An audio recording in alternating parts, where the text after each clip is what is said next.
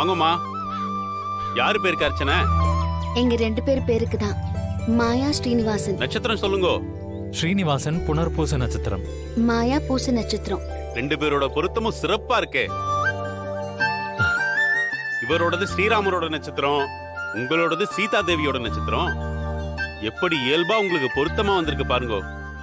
நீங்க நீண்ட காலம் எந்த தடைகள் வந்தாலும், எவ்வளவு கஷ்டங்கள் வந்தாலும், எப்படி அவங்க சுபிட்சமா வாழ்ந்தாங்களோ அதே மாதிரி நீங்களும் தரணியில நிலைச்சு வாழ்வீங்க.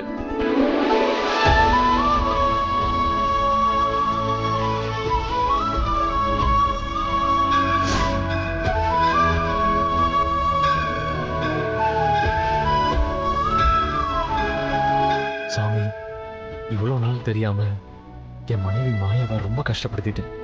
இனிமே நான் அந்த மாதிரி நடந்துக்க மாட்டேன். இன்னைக்கு போல என் மனைவியை நானும் எல்லா நாளும் சந்தோஷமா இருக்கணும். அதுக்கு நீ தான் அருள் புரியணும். அம்மா தாயே, இது போல நாங்க என்னைக்கும் சந்தோஷமா இருக்கணும்.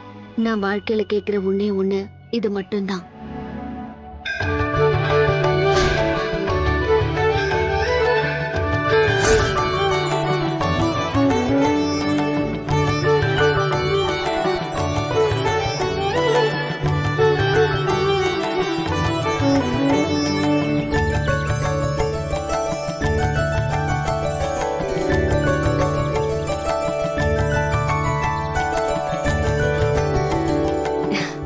சீனு, போலாம்.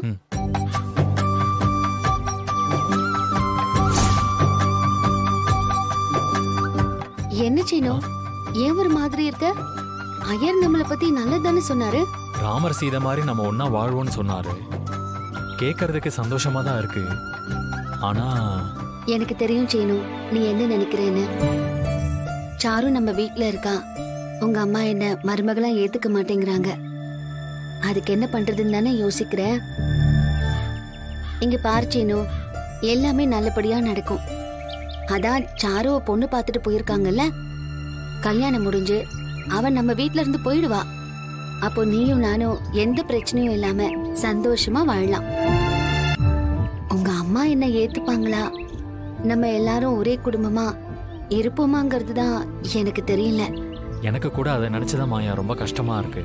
நம்ம 2 பேருக்குள்ள இருக்கிற பிரச்சனை எல்லாம் தீர்ந்துருச்சு.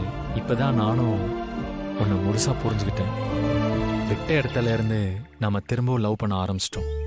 ஆனா என் அம்மா உன்னை நல்லா புரிஞ்சுக்கிட்டு நம்ம எல்லாரும் சேர்ந்து ஒரே குடும்பமா இருப்போமோன்னு தான் எனக்கு தெரியல.